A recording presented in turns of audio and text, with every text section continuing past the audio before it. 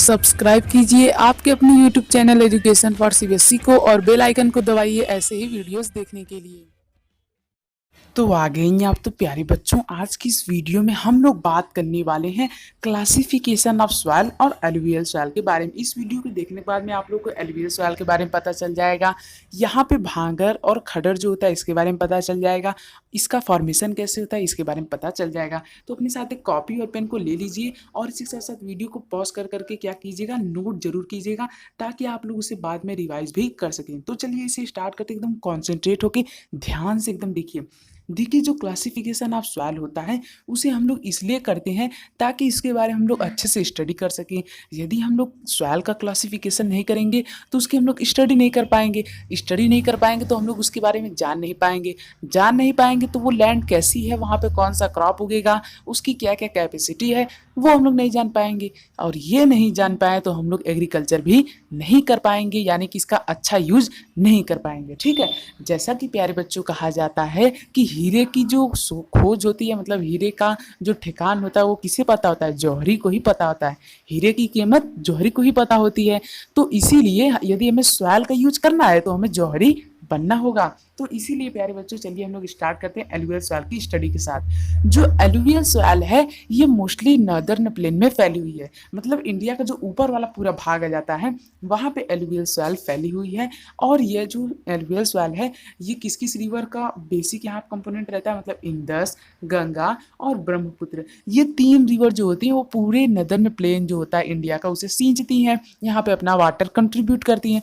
लेकिन इसी के साथ साथ कहा यह जाता है कि ये एलुवियल सॉइल के भी मदद फॉर्मेशन में मदद की हैं। कैसे मदद की हैं चलिए देखते हैं। मान लीजिए प्यारे बच्चों ये कोई एक रिवर है, तो साइंटिस्ट का ऐसा मानना है कि जब रिवर बहुत देरी तक फ्लो करती है तो अपने साथ कुछ पेबल्स यानी कि जो रॉक्स होते हैं उनके छोटे छोटे कण को इकट्ठा कर ले जाती है। जब वो छोटे छोटे कण को अपने साथ फ्लो में लेके जाती है तो उस केस में प्यारे बच्चे यहाँ पे क्या होता है, वो जो रॉक्स रहेंगे मतलब जो छोटे छोटे पेबल्स रहेंगे वो किनारे किनारे इसके इकट्ठा हो जाएंगे। ठीक है, और जब कभी यही बाढ़ वाली सिचुएशन आ गई, और ये सब एक दो दिन में नहीं होता है, मिलियंस ऑफ ईयर में होता है।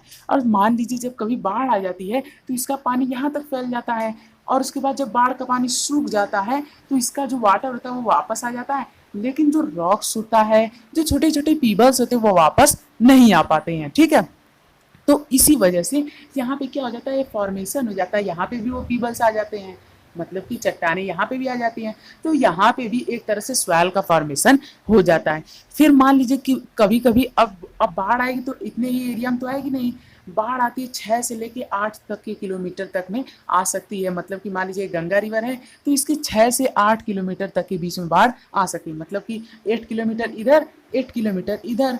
तो इससे क्या होगा, इससे प्यारे बच्चों यहाँ पे 8 किलोमीटर तक की जो लैंड रहेगी वो फॉर्म हो जाएगी। तो इस टाइप के लैंड को हम लोग क्या कहते हैं, खड्डर कहते हैं। समझ में आया? तो प्यारे बच्चों यहाँ पे आप लोग को क्या समझ में आया कि लैंड का जो फॉर्मेशन होता है वो किस तरह से होता है, रिवर की वजह से भी हो सकता है। ठीक है, जैसा कि हमने देखा था लैंड का फॉर्मेशन कैसे कैसे हो सकता है, केमिकल रिएक्शन की वजह से हो सकता है, ऑर्गेनिक रिएक्शन की वजह से हो सकता है, रिवर्स की वजह से हो सकता है, और कभी कभी टेम्परेचर के कंडीशंस, प्रेशर के कंडीशन की वजह से भी हो जाता है।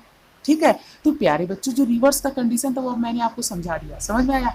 अब प्यारे बच्चों मान लीजिए साइंटिस्ट का ये भी कहना है कि कभी कभी यदि कुछ ज़्यादा ही बाढ़ आ गई होगी बहुत मिलियंस ऑफ ईयर पहले, तो शायद यहाँ पे जो वाटर ये 6 से 8 के बजाय बहुत दूर तक फैल गया होगा, और इसका रिजल्ट ये निकला होगा कि इसके साथ बहुत सारे चट्टान वगैरह बह करके भी यहाँ पे आ गए होंगे। तब जब बह करके यहाँ पे आ गए फिर वाटर जब वापस लौट गया तो ये लोग लौट नहीं पाए।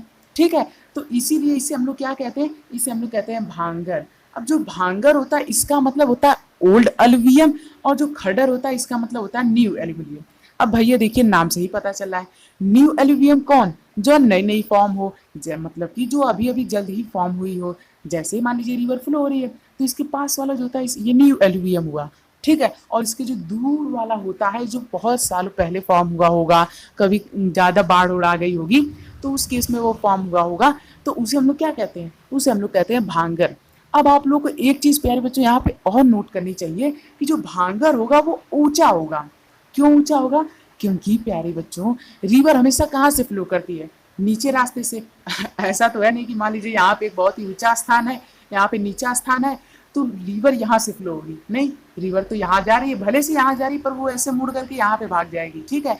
तो रिवर नीचे स्थान से फ्लो होगी।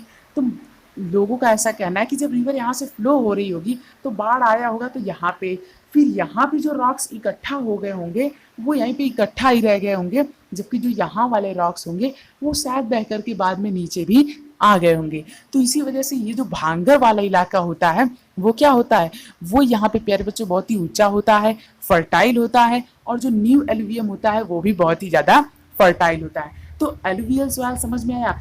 एलुवियल सॉइल जो होती है प्यारे बच्चों ये कैसे बनी है हमने समझ लिया, इसका स्ट्रक्चर कैसा होता है ये हमने समझ लिया। अब ये समझते हैं कि एलुवियल सॉइल का यूज कहाँ कहाँ होता है। देखिए एलुवियल सॉइल जो होती है ये सीरियल्स और पल्स क्रॉप जो होती है इसे उगाने में बहुत ही ज़्यादा हेल्पफुल रहती है। और एलुवियल सॉइल शुगर केन के ग्रोथ में बहुत ही ज़्यादा अच्छी सॉइल होती है। यानी कि एलुवियल सॉइल में यदि सबसे अच्छी कोई चीज़ होती है तो वो होती है शुगर केन, ठीक है। तो प्यारे बच्चों एलुवियल सॉइल में क्या क्या पाया जाता है ये आप लोगों को याद करना पड़ेगा। इसमें देखिए पोटेश, फॉस्फेरिक एसिड और लाइम। लाइम क्या होता है जानते हैं ना, जो कार्बन डाइऑक्साइड को मिल्की वाटर में चेंज करता है, ठीक है। तो प्यारे बच्चों यही था हमारा एलुवियल सॉइल। मुझे उम्मीद है आप लोग को समझ में आया होगा। अगली वीडियो हम लोग बात करेंगे ब्लैक सॉइल के बारे में, उसे देखने के लिए डिस्क्रिप्शन दिए गए लिंक पर क्लिक करें। थैंक यू, जय हिंद जय भारत। मिलते हैं अगली वीडियो में। सब्सक्राइब कर लीजिएगा, आप ही लोग का फायदा होगा। और भी वीडियोज यदि आप लोग चाहते हैं तो चैनल पर विजिट कीजिए।